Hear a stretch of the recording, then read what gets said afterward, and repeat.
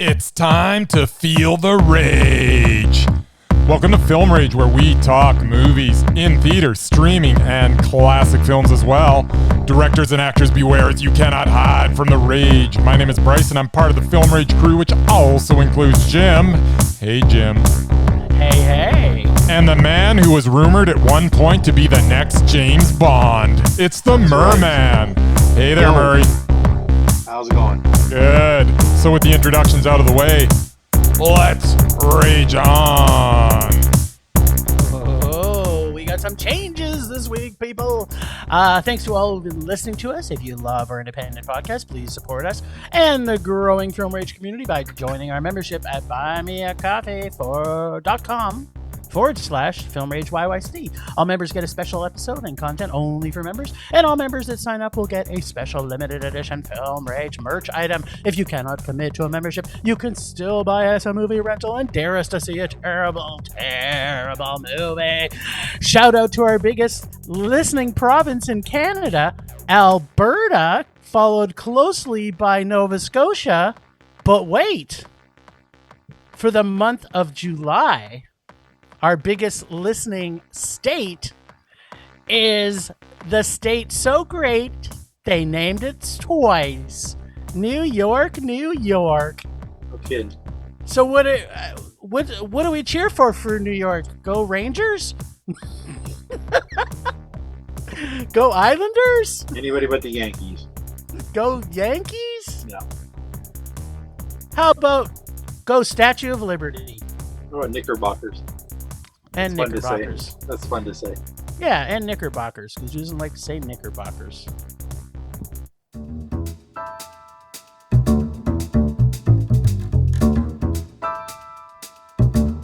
Movies are back at Canyon Meadows Cinemas. We are open for your viewing pleasure with great new films opening weekly. All health-regulated protocols are in effect for a safe and enjoyable experience. And don't forget, we should be your first choice for your next birthday party or special event. Can't make it to the cinema? We got you covered.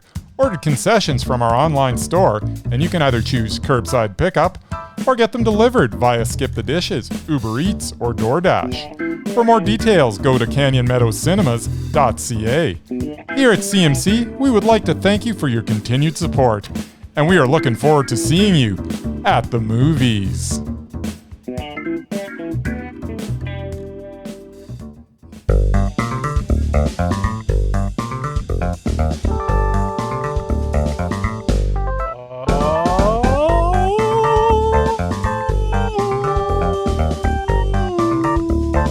We're streaming. And what? We're streaming, Jim.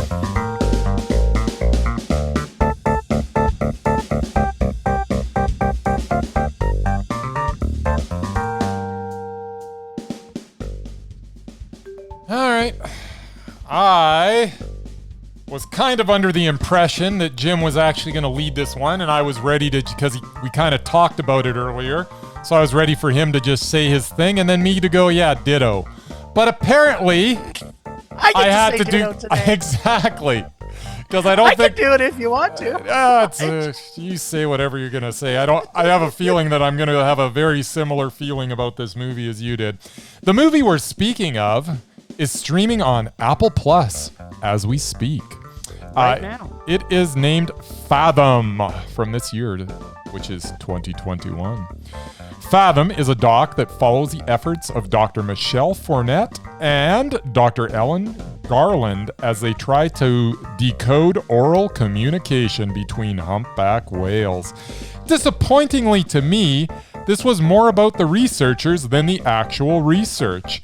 I felt as if there was a little bait and switch involved here, as I thought I was going to watch a doc about whales, but instead I got a doc about the lives, or lack thereof, due to the focus of their jobs of researchers.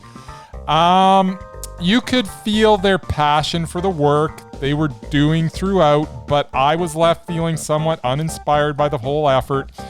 If you are super into watching a film about the people that do research and their fairly mundane lives, then this is the doc for you. Still, eventually they got to the whales, and that part of the doc was good, but that was a small percentage of the movie. I cannot fathom why the focus was where it was for this film. But it still had some interesting bits, which made it, I wish I learned more than I did. Meh. Ditto. Yeah. So, I apologize because I probably should have done. We did talk about it, but sometimes I get in my own headspace. So the content that this film is about in this doc is so very, very, very, very, very fascinating.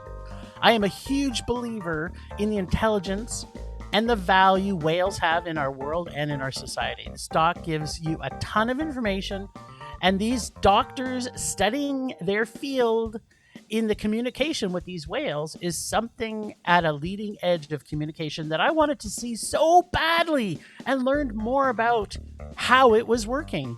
The issue is the doc is not that great.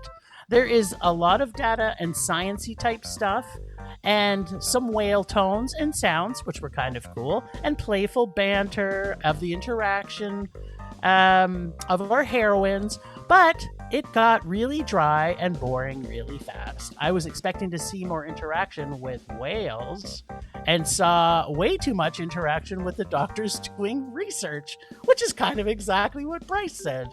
I wish it was what I was hoping it would be. And I also could not fathom why this movie wasn't called Research About Whales. It was a meh. Yeah. I mean, I don't know. It's such a cool idea. if that was a film you wanted to make, I guess cool, but yeah. Man, it's such a cool concept though. Like it's the idea of these women producing sounds that they can communicate with whales is the most exciting thing I've ever heard in my life. It's just too bad the documentary wasn't as exciting as what they showed us. So. Yeah. Oh well. Maybe someday you and I will get to talk to whales. Maybe. It's not out of the realm of possibilities. Anyways, definitely not. I think it's time to move on. Yeah, maybe. So we saw on Prime breaking news in Yuba County, and I have a feeling this movie could be a little polarizing. I could just read the IMDb about it, but it's really about the fantastic, and when I say fantastic, I mean mesmerizing Allison Janney and how weird and fucked up she is. There's my breakdown of that movie. So let me talk about what I'm reviewing of this movie. This movie is so fucked up and literally has every single person in the planet in this movie. They have so many people in this movie that when you watch it, you'll go like, oh, wow, I love that person. Too many. Wow, I love that person. Oh, wow, I love that person. I mean, just to let us off a few.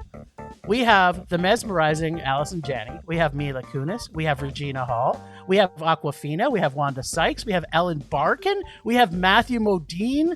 We have Juliette Lewis. We have Samira Wiley, who is... I'll talk more about Samira Wiley in a minute. There's just so many great actors in this film. It's mind-bending. I don't even know where to start about this movie. It's a self-development comedy gangster flick that is way over the top at times and not really grounded in much of actual reality at any time during the film. Allison Janney plays yet another character that I've never seen her play. This was such a different role for her.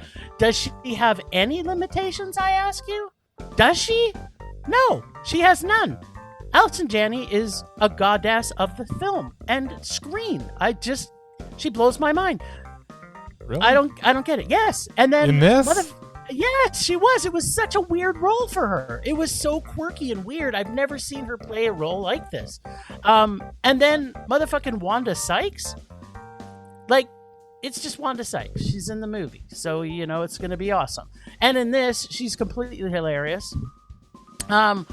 Just so everyone's clear, yes, this film does have an LGBTQ character, and yes, it is Wanda who's actually playing that character.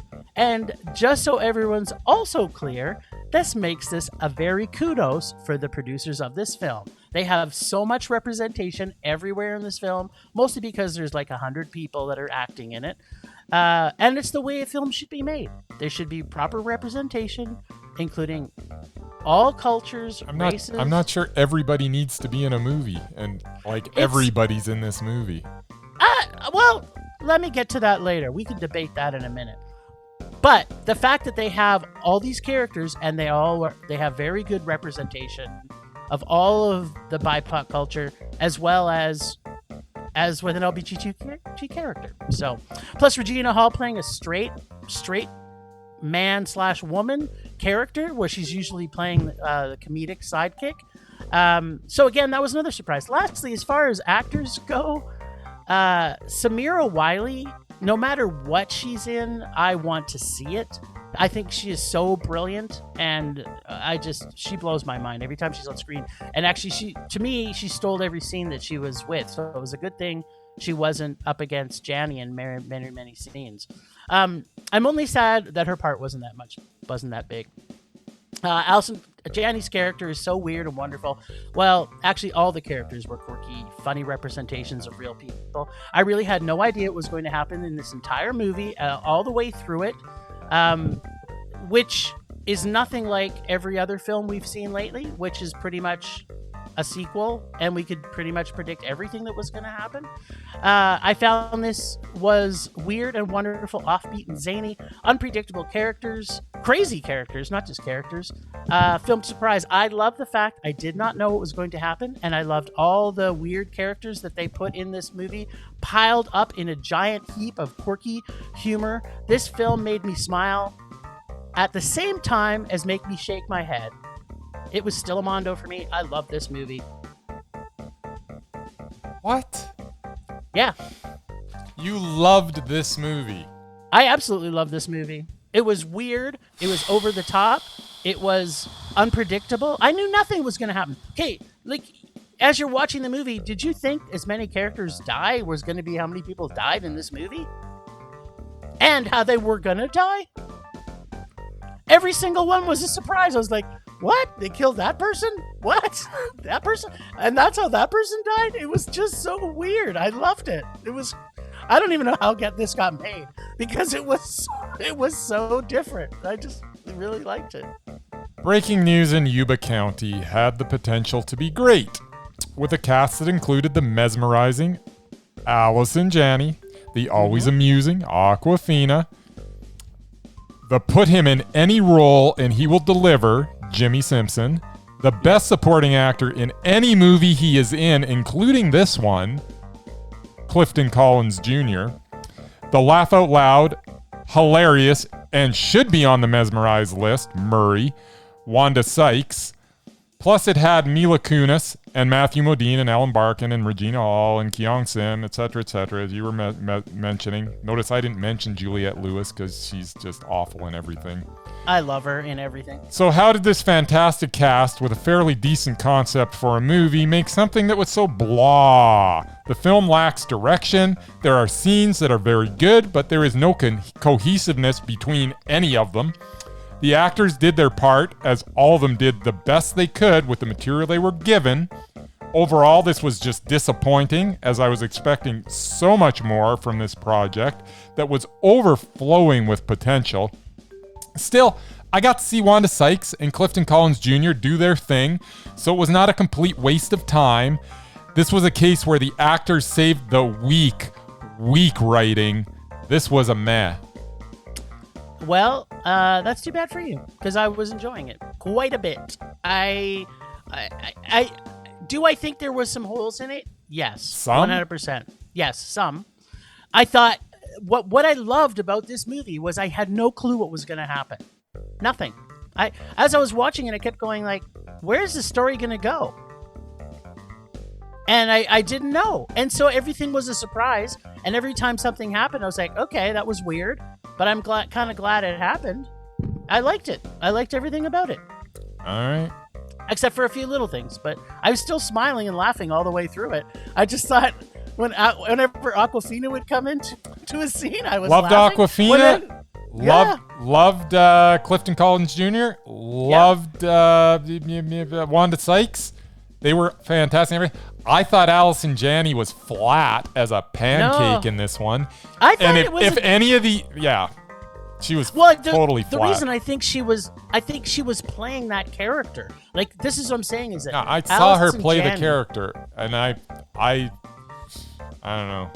The character itself was flat. The character had no personality. So it was. It was really tough for her to put. It was really tough for her. Like, this is what is so incredible about her, is that she plays a character that's completely flat in a personality where she's over the top all the time. She's not. That's what I thought was so brilliant all the time, but she's definitely mesmerizing every time. Like, for her to play this role was a huge stretch. Huge stretch for her.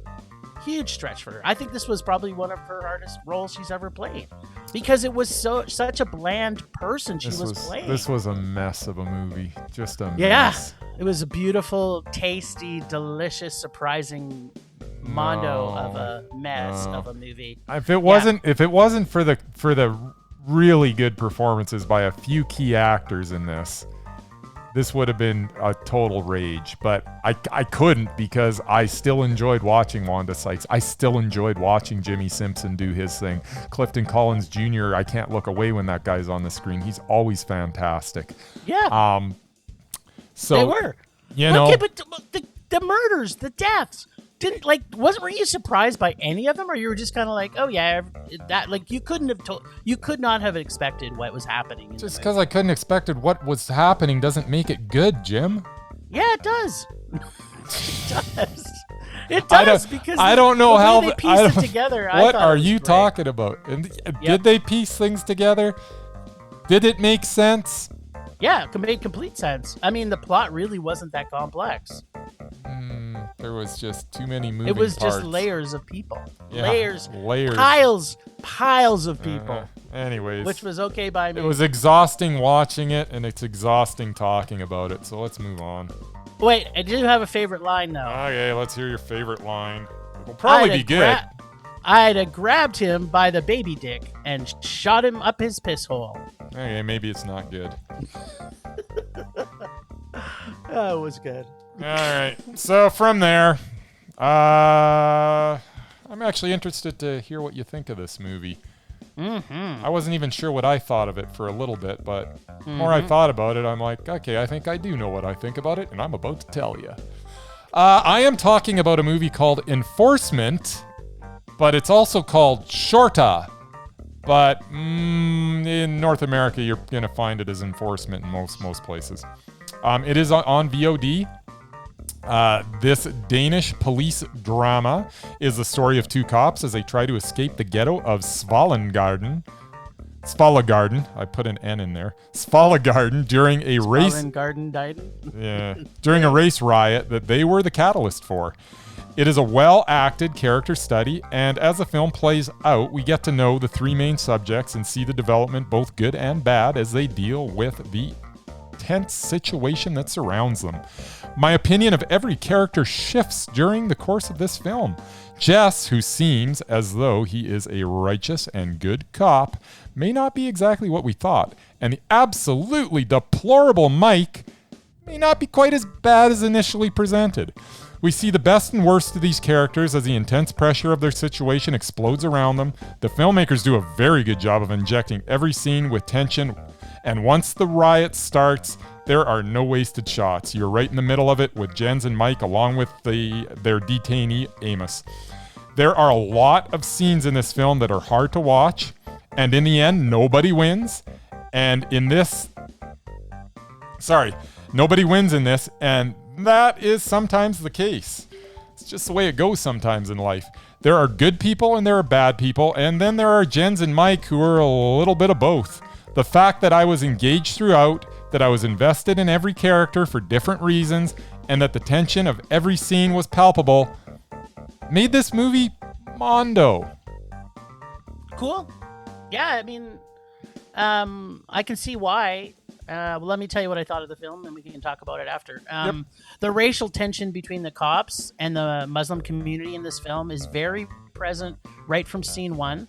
Super cop Mike is wound up super tight as tensions are raised.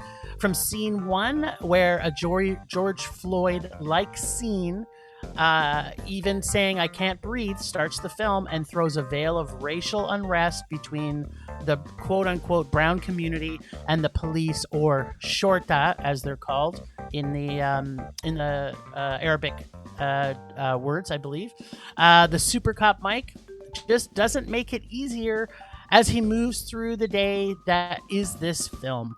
But when the aforementioned George Floyd character dies, the shit really hits the fan. This film has a real gritty, almost documentary feel to it, so there is so much realism and tension as the film unfolds. This film does not hide from the hard discussion of racism. It embraces it to get to the core of its effects.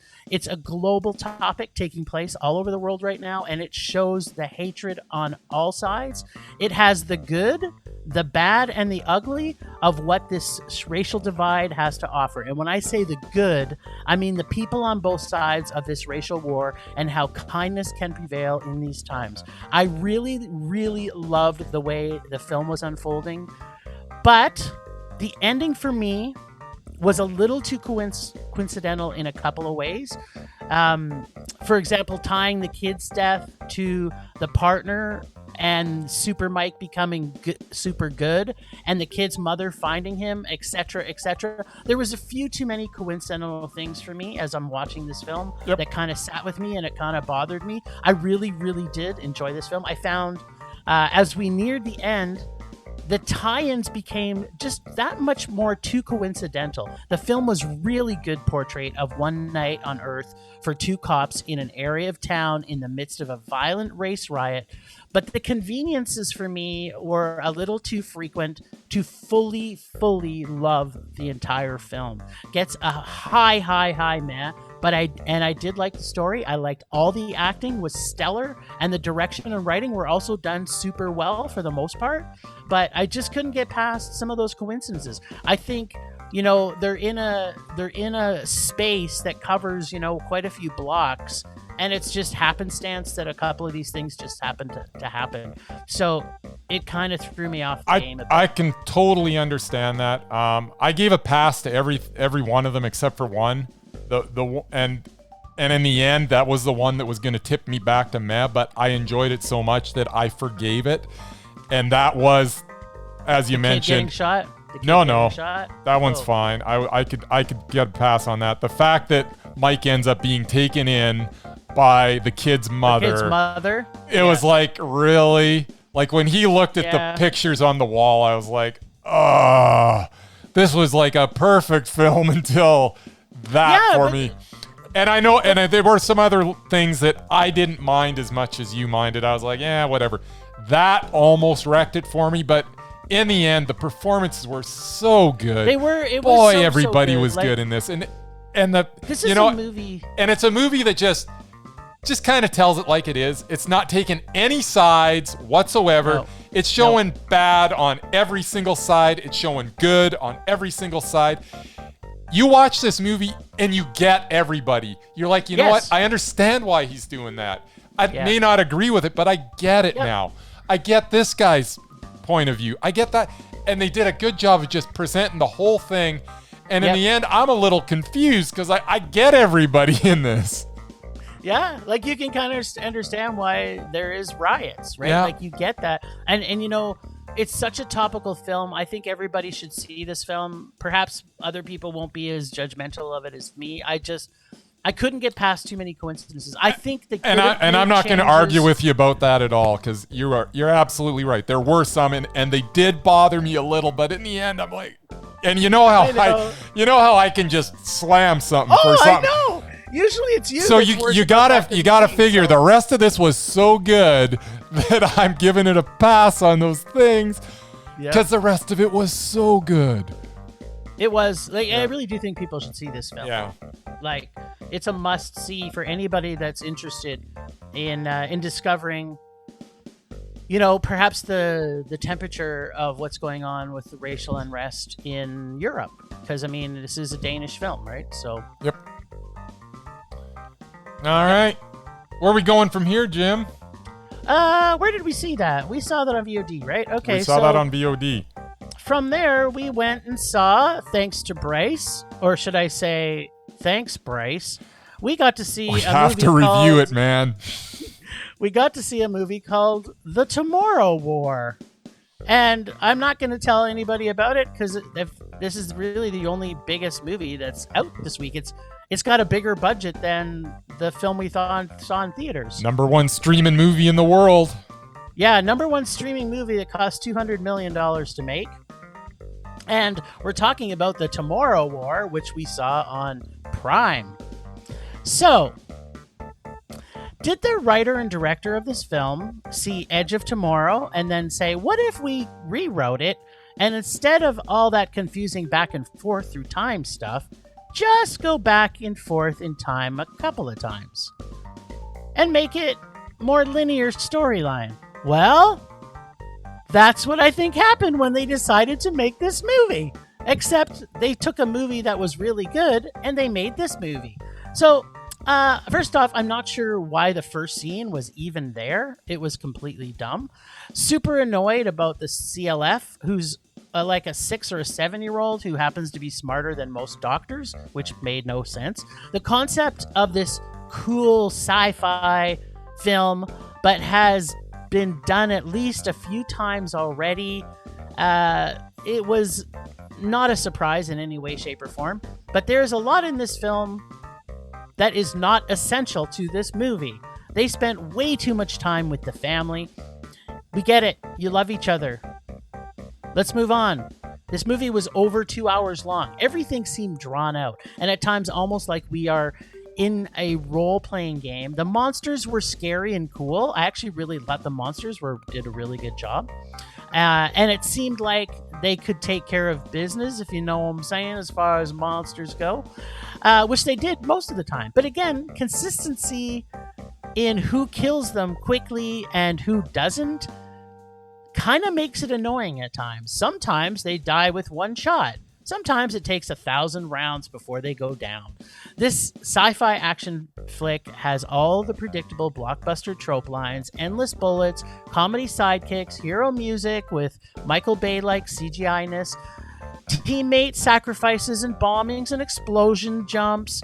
So basically all the things you want to see in a cinema. But we did not get to see this in the we didn't get to see this in the comfort of the theater. We got to see this in the comfort of our home. Thanks, Prime.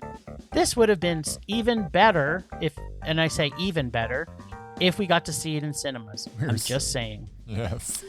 This carries a lot of the same problems Army of the Dead did have, which was way too much chatty interactions, where I'm assuming the director thinks it's developing characters, but it's really just filling empty space. There is just way too many of them. This film is 2 hours and 18 minutes and could have been at least 30 minutes less. Not much of a fan of this Independence type rewrite of a film. I didn't hate it, like super hate it, really. I was just pretty much neutral through the entire film, going from one predictable scene to another. I did like seeing Chris Pratt not playing the comedy relief charade, where he's usually pigeonholed, sort of like Ryan Reynolds has become. So it was good to see him play, I guess, a bit of a serious role. This film was too long, too predictable, not even close to as good as Live, Die, Repeat. And it barely, and I'm saying barely, gets a meh. And that's mostly because the monsters were pretty cool. Big budget, lots to look at, lots of explosions and noise. That was The Tomorrow War. So if this is the movie you made, to your point, why on earth would you release it exclusively on Prime when its only shot at being entertaining at all is if it was projected on a giant screen at the movie theater, where you could be in awe of the spectacle, which is all it is? The film fell flat as an all-flash with little substance sci-fi romp. It could not succeed without being on a big screen at your local cinema. And did I mention this movie needed to be released at the theaters, Not on Prime. Yep. Okay, I just want to be clear there. Because I don't, you know what, you talked enough about the movie. I'm not going to waste everybody's time. This was a rage that could have been a meh on the big screen. Maybe not. It still might have been a rage. You know what? I completely understand why you gave it a rage. I was pretty close to there, but I really did like the monsters. I thought the monsters were pretty cool, and I kind of liked some of the concept of what's his nuts, like just some of the things like how they brought in the future people into the soccer game. That was kind of done well. There was a couple of parts that were good. I completely understand why. I mean, I'm not going to debate you. It was very close to being a rage for me as well. But it's just like, ugh.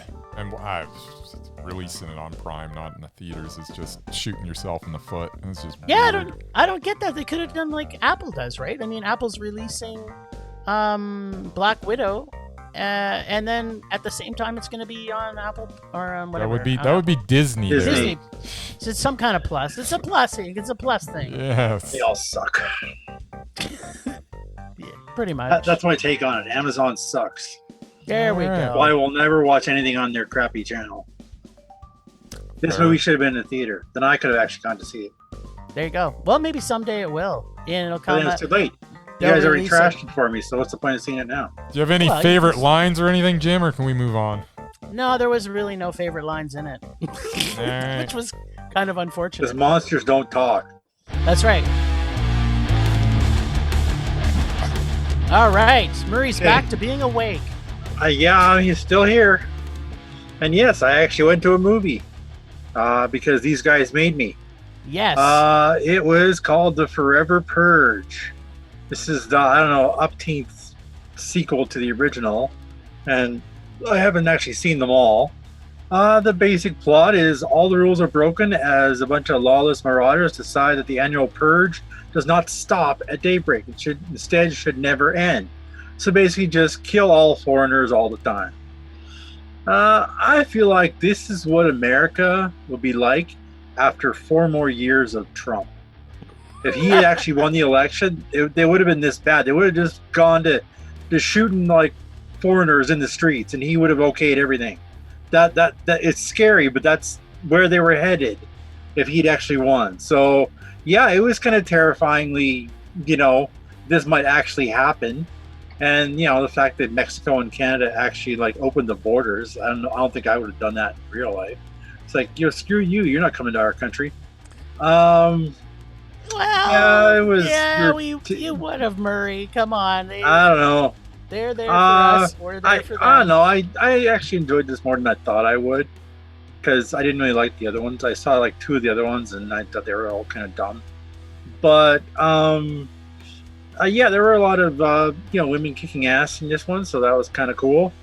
I just have one thing to say about Josh Lucas. Is he only capable of playing assholes? That's his thing, man. Even when he's a good guy, you don't like him. Like the start of the movie, he's like, "I don't like you. You're Mexican. I don't like you. And like you were late. I'm gonna fire you." Like, then all of a sudden they're buddy when they're getting shot at. And I'm like, whatever. They were never really buddy. He's still an asshole. Every movie I've ever seen him in, he's been an asshole. It's like I just can't like the guy. Maybe that's his big speech. Maybe that's his actual personality. Maybe he's incapable of being a nice guy in real life. It actually isn't. He's actually a really nice guy. Which I'm going to mention in my. He plays an asshole very well. Then yes, he does. I was disappointed with the one actor I did like, who died pretty early on, and that was the dude from Armageddon. I kind of liked him. Will Patton. Yeah, he's been in a few things. He's awesome. He's actually on a list, Murray. Well, whatever. If you ever visited our website, you'd know that. I do, but I don't take a lot of stock in your guys' list because I don't agree with a lot of it. Yeah, this was a meh for me. It was okay, and again, I wouldn't have streamed this movie. Seeing in the theater was awesome. And the fact that as of July 1st, we no longer have any mask restrictions here, I was able to see my first maskless movie in like over a year. Nice. Which I really enjoyed. And there was actually quite a big crowd for it too, because it was a Tuesday night. Oh, sweet. But yeah, it was good. It was okay. It was a meh. It's a meh. All right, Bracey. Let us have it. More sequels at the cinemas. Yeah, baby. Yeah, baby. This week's retread is The Forever Purge. And how does it differ from the others in the franchise? Well, they moved it out of the city and into a small town in Texas, close to the Mexican border. That's different, I guess. This time, they're trying to escape from the United States. That's different, and I guess that's kind of clever-ish. I don't know. But other than that, it is what you'd expect with similar action sequences that we have come to expect from every film in the series. A few things set it apart, as the actors involved were elevating the material in this one. Will Patton, Ana de la Reguera, Tenoch Huerta, and Josh Lucas were all at a level that was much higher than the material they were performing. I would like to pause for a moment, as by all accounts, Josh Lucas is a nice guy in real life. But I'm not sure there is someone out there who plays unlikable characters as well as Lucas does. I hate this guy on screen in most of his roles, and I'm pretty sure that's a compliment. It is. Anyhow, back to the film. The change in scenery was a breath of fresh air for the series, as we got a slightly different look into the Purge with characters with slightly different motivations. Unfortunately, the initial spin on the franchise gave way to slipping back into a typical Purge movie as soon as they leave the ranch. I guess that is not the worst thing, but the beginning bit of originality got squashed by the Purge machine, as we get scenes that seem a little too familiar, as they are just rehashes of former Purge movies. What can I say? It was a Purge movie. They all have many things in common, not the least of which is they are all meh.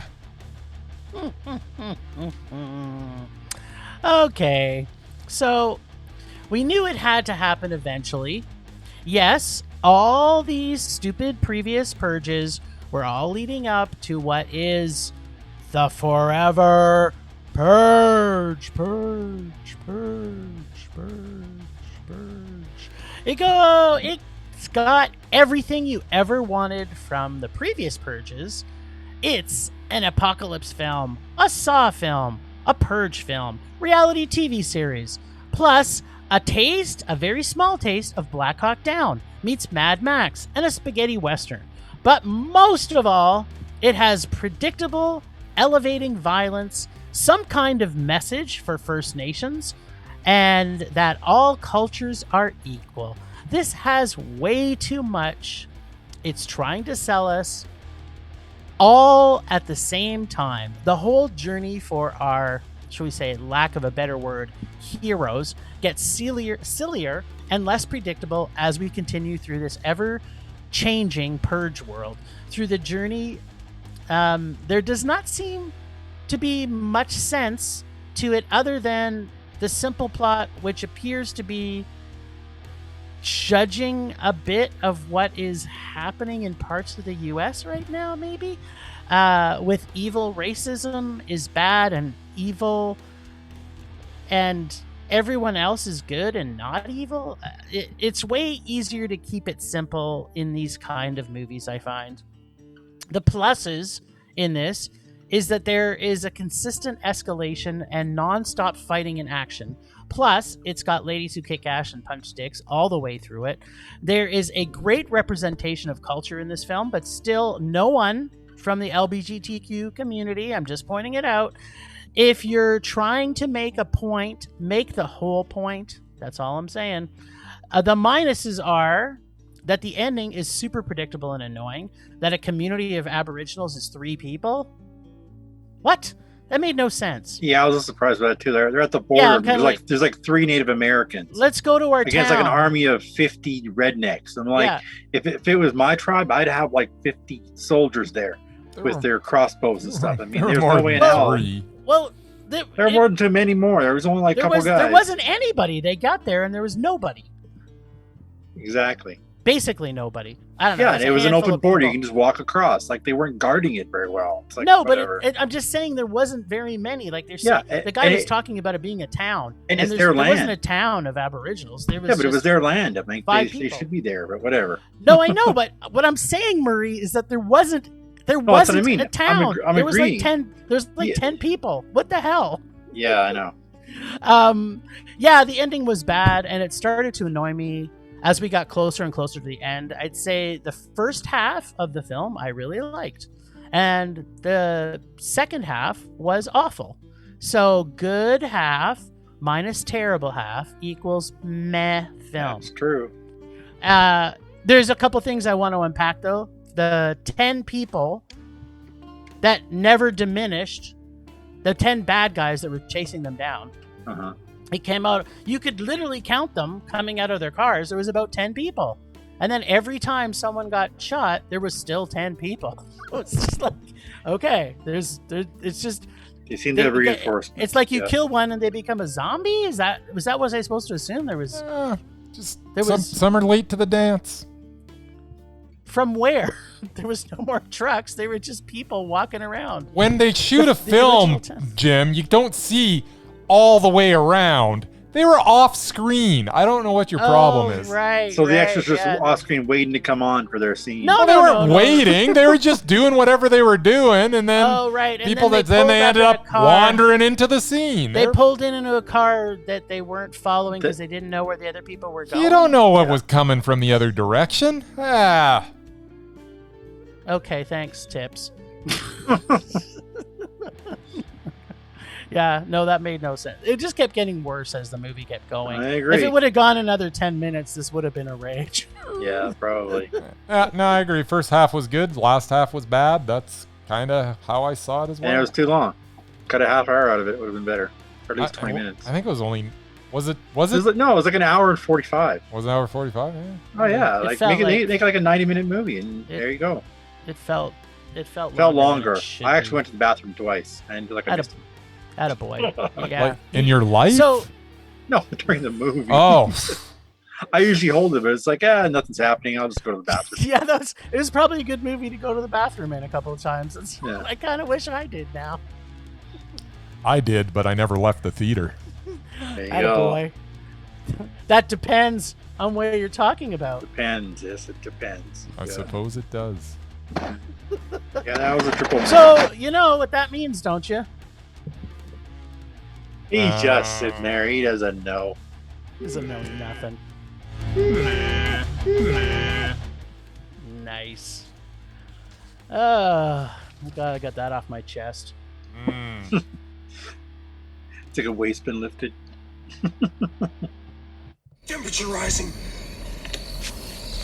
Vision blurring. Rage taking over.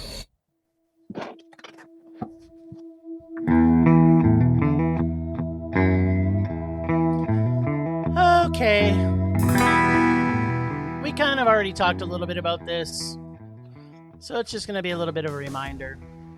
But actually, my bigger problem, other than us not getting to see the Forever War or something, Tomorrow. What was it called? Tomorrow War, the Forever's War of Tomorrow. Tomorrow War that goes on forever.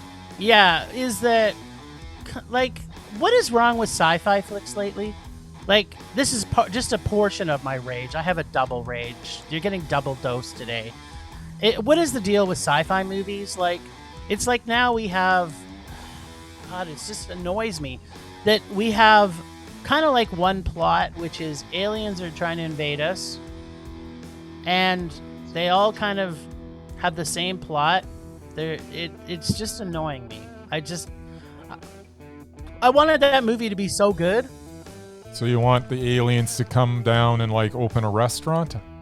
Yeah, what's wrong with that movie? That sounds like a really good movie. Like Men in Black 4. Yeah, but except for it's just a movie with aliens serving No, a lot of the aliens in the Men in Black movies were just living their lives. They weren't hurting anybody. Like that. Like Men in Black movies, but only a good movie, not Men in Black series. Yeah, like that.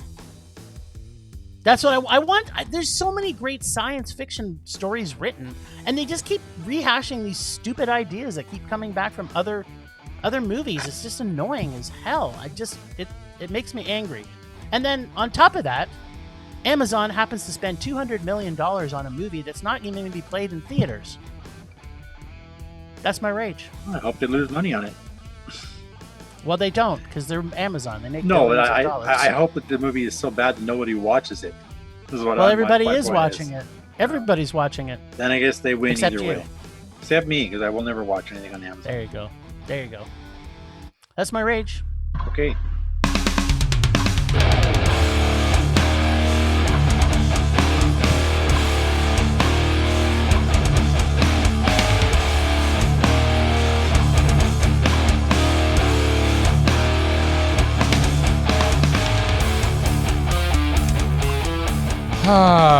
My rage is very similar, Jim. Very similar. If you have a movie that is a spectacle, please release it in the theater first. Why release The Tomorrow War on the small screen when its only hope of being entertaining is to be on a big screen at the cinema? Other examples in this last year and a half are too many to list, but here's a few. Mulan and Love and Monsters would have benefited greatly from delaying their release to be showcased where they were meant to be seen, a movie theater. And how awesome would Zack Snyder's Justice League have been on the big screen? So good. Some films had a simultaneous release in cinema and VOD depending on where you were at, but here in Canada, the only way to see Wonder Woman 1984 and Army of the Dead was on demand. And that was a detriment to both films. Giant blockbuster special effects extravaganzas need to be a wider spread released first and available on demand after its initial theatrical release. That's my rage. Amen. Yeah, it's a good one. It's a good one, brother. It's and there's been some push and talk that we've heard. I think Amazon is kind of the start, but Disney has said the same thing. They're releasing every movie simultaneously now, and through the whatever it's called, Disney Plus. Yeah. And now that theaters will be back, they'll put it at theaters too, right? But it's kind of like, at least long if as it's on long both, as it's it gives both, people it's a fine. choice. Yeah, it's fine. But if it's only on demand, then you're robbing people of the experience of seeing a movie. You know, I think it could cause the death of I cinema. watch TV at home. I don't watch movies at home. But whatever. Yeah. It's big corporations. Rage subsiding. Pulse slowing. Anger fading. Hi, we are Dads and Lads, the podcast. Join Sean, my 15-year-old son, and myself, Stuart, his outspoken dad. We talk about everything from sport to Sean's learning difficulties or anything that takes our fancy. Mixed with some northern humour and some off-the-cuff remarks, come and give us a listen every Sunday. You can find us wherever you get your podcasts or on Twitter at Dads and Lads Pod. Also, you can join our Facebook group by searching Dads and Lads the Podcast on Facebook. Thank you, you won't be disappointed. Oh, wow, Righto. It's Murman Minute, people. That's right. Well, this week is so related to what you guys are talking about. I call it Welcome Back to the Cinema. Free at last, free at last. Thank the gods we're free at last. After 7 long months, movie theaters are finally back open for business. And after 16 months of COVID madness, all the restrictions have finally been lifted, at least here in Alberta. Last night, I enjoyed a maskless movie, and it felt great. Now that Hollywood is back to cranking out their mega blockbusters, it's time to take a look at what to look forward to this summer. Ooh, Murray, thank you. You're making my day. I could read your mind, Jim. Some will be hits, some will not, but we'll flock to see them all. Starting with this weekend, the big one is Black Widow, which was made 2 years ago. It's a film about Natasha Romanoff and her quest between the film Civil War and Infinity. Because, of course, as you know, she doesn't make it in the end. She did. She did. And then next week, we've got, only one coming out is the new Space Jam, A New Legacy, which is kind of half cartoon, half live action. You know, except we with might have to miss that LeBron one. James this time We instead might of have Michael to Jordan. miss that one in the cinemas. Yeah. Oh, it's got Don Cheadle in it. The Dawn is in it? The Don is in it, and LeBron James, who can't act. Then the week after, we actually got, looks like they're actually releasing a lot of stuff all at once here in a couple of weeks. We've got Old, which is the newest M. Night Shyamalan movie, which I keep seeing trailers for. Yeah, it looks pretty good. Family goes on a holiday, and they're on a secluded beach, and next thing you know, they're aging like years in one day. I don't know. It seemed weird. I have a feeling there's going to be a twist at the end. Maybe. Same What's a weekend, twist? there is Snake Eyes, which is, of course, the G.I. Joe spinoff centered around the character of Snake Eyes, which is my favorite character from G.I. Joe. What? Okay, so He's a- which he's a G.I. ni- Joe characters did you have as a kid? Like, I did had you play Snake with G.I. Eyes. Joe? You had Snake Eyes? I had Snake Eyes, yeah, and I think I had a couple of bad guys. Nice. But yeah, no, I love Snake Eyes. So this will be interesting. And then we also have something called Joe Bell, which is a Mark Wahlberg movie. He stars in it with Connie Britton and Gary Sinise. There's a hint he's probably going to be shirtless at least one I don't time. know. Yeah, in this movie, apparently, he's a working class father who embarks on a solo walk across America to crusade against bullying after his son is tormented in high school for being gay. To find a shirt. So he had to find a shirt at some point. And we got one. This is a doozy. Midnight in the Switchgrass. It stars the ever popular Megan Fox and Bruce Willis. Oh! It's an FBI agent and a Florida state officer team up to investigate a string of unsolved murder cases. I just watched a Megan Fox movie. It was pretty good. Well, Till she's from death. back then. Maybe you stop insulting her director's movie. Should be all right. All right, then at the end of the month, we've got the big Disney one, Jungle Cruise. Dwayne "The Rock" Johnson, Emily Blunt, Edgar Ramirez, and Jesse Plemons. Of course, is based on a theme park ride. This riverboat goes through a jungle. Dangerous animals and reptiles. Sounds like a doozy. You know what? You don't get. What is happening in this world that we get a movie based on a fucking Disney I ride? mean, like What is Pirates of the happening? Caribbean, you mean? I mean, well, like 5 of those. That was based on a theme park. Anyway, then we have The Green Knight, which I knew nothing about. It's a fantasy retelling of the medieval story of Sir Gawain and the Green Knight. I don't know if he was one of the King Arthurs or not. Actually, it actually stars Dev Patel and Alicia Vikander, so Whoa. it's interesting casting there. Well, we'll be seeing that for sure. And then also the end of the month is one called Ride the Eagle with J.K. Simmons and Susan Sarandon. This guy is left with the inheritance when his mother dies. Before he can actually move into her house, he has to complete her basically bucket list, I guess. Oh, so it's Bucket List 2 with J.K. Simmons. And I Susan guess Sarandon. so. I know Susan Sarandon is the one that dies at the end. Another of the movie or what. sequel. Then, of course, in August, we got the new Suicide Squad with Margot Robbie, Idris Elba, John Cena, and Taika Waititi is in it. I don't know what character he plays, maybe the shark, but There's high risk for Taika. Waititi there is. then. Well, he's got 2 back-to-back, so I have a feeling he's not going to stay on the list very long. Oh. Because a week after Free that Guys. is the one I'm looking forward to. Yes, August 13, Free There's Guy. Yeah, Free Free Guy. Guy's, Ryan Reynolds, Free Guy's Taika gonna Waititi. bounce him. That I don't know. really care. He's still on my list forever and ever. He's not far on the directing list either. Directing, he's gonna be fine. Acting, if he takes, Well, well, he's who not knows? an- Free Guy might be wonderful, but He's not an You're right. actor, but whatever. He's pretty awesome. I'd say there's he also, I'd say he's a there's great also actor. the biopic of Aretha Franklin, Respect, coming out the same weekend as Free Guy. With Jennifer Hudson, Forrest Whitaker, Audra McDonald. Your paper's picking up in the mic, Merman. Too damn bad.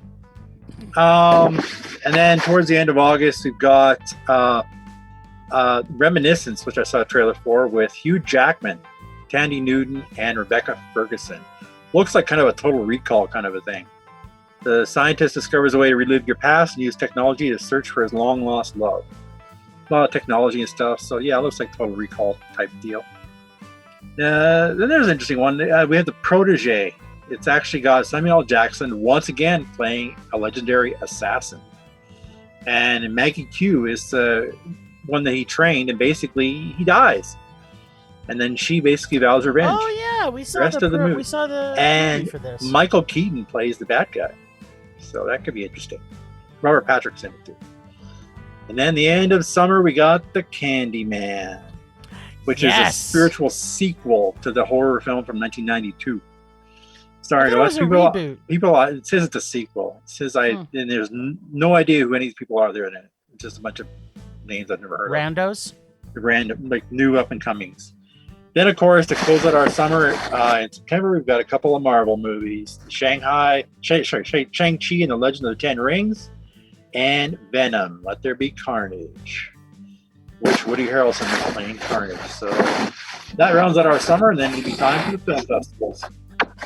Nice. Yeah, so go out and enjoy some films. Don't be stuck in the house. That's all I got. Space Jam 2. And things. Okay. I don't have anything for the list. Does anybody have anything this week? Nope. Well, breaking news in Yuma County. I think I was hoping you were going to have a different opinion of Allison Janney's performance, because I think everybody in that movie, if we had a Mesmerized off, bounces her right out off the list. Nope, not for me. I thought she did an amazing job. So you're saying Clifton Collins Jr., if you put them head-to-head in that, she's better?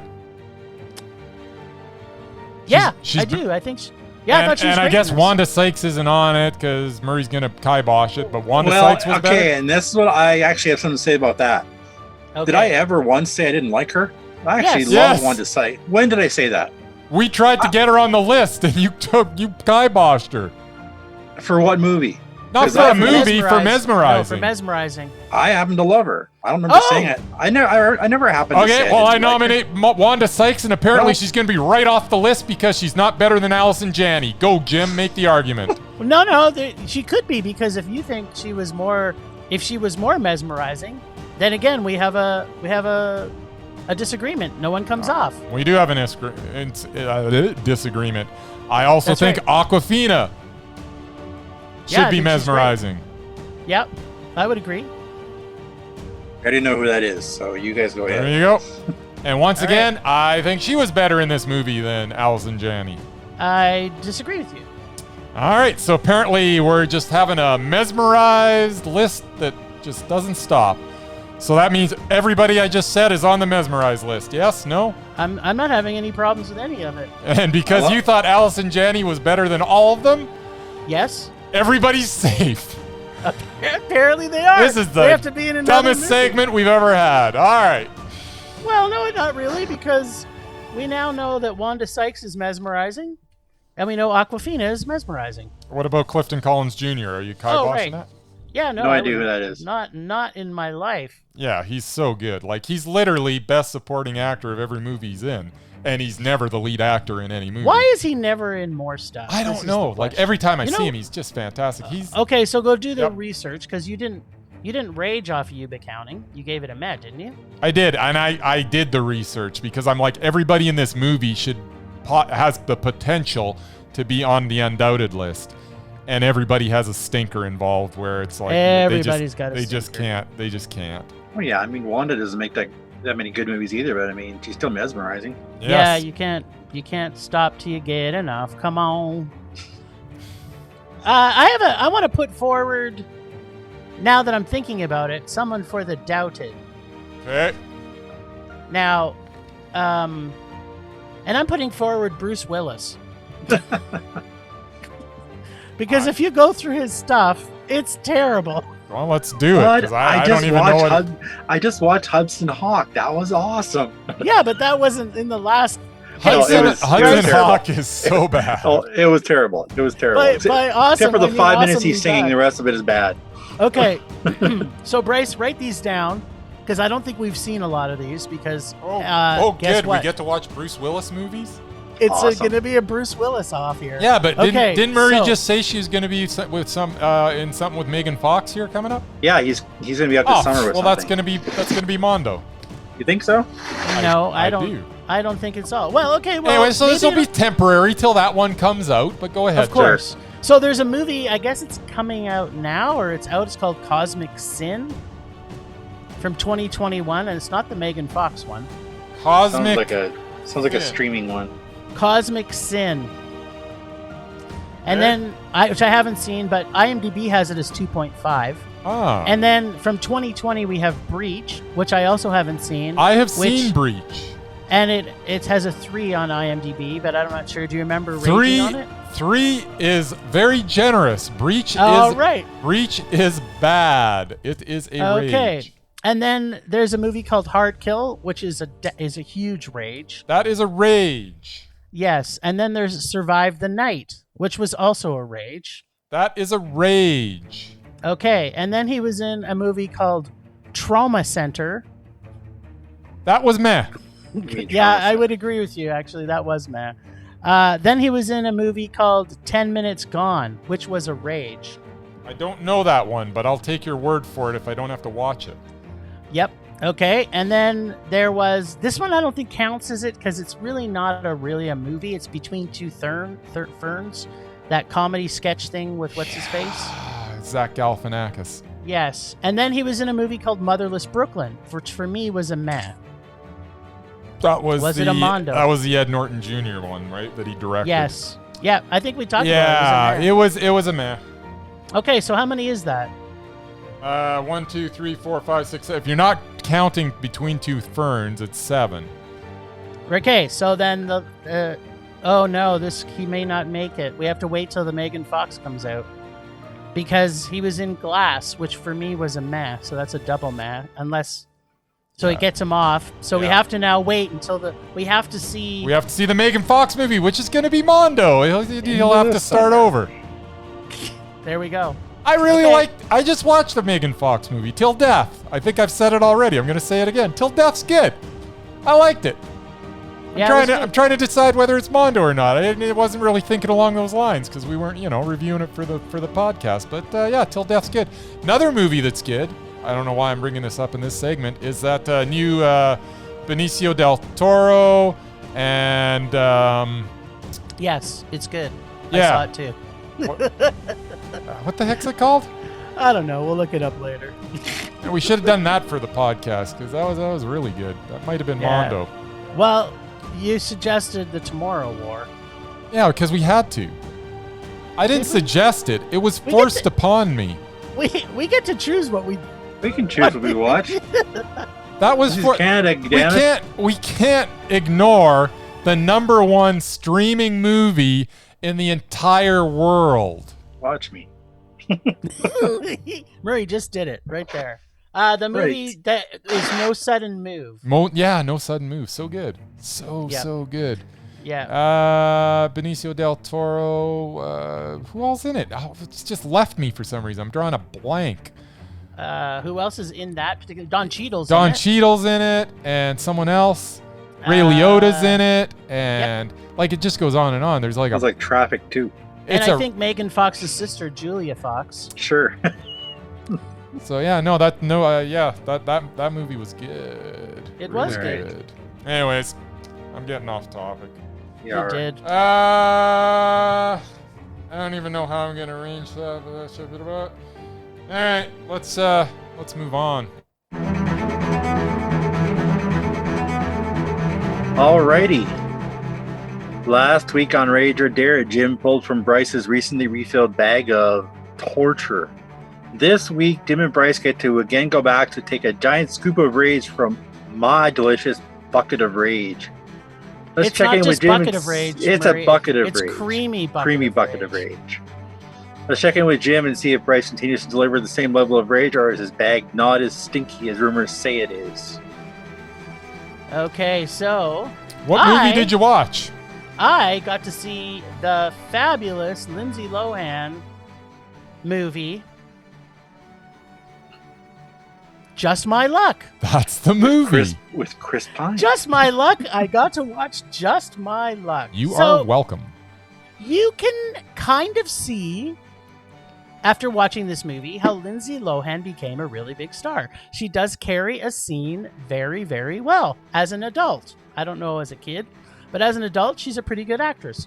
The dialogue and setup for this film were all done fairly well for what this film was and who it was made for. That being said, the story is just like every other contrived cookie-cutter love story, flip-flop fantasy film with Lindsay Lohan in it. The plot is very much living in a magical, whimsical world where Lindsay's character has nothing but good luck, and apparently Chris Pine's character has nothing but bad luck, including get arrested, picking up $5 bills covered in shit.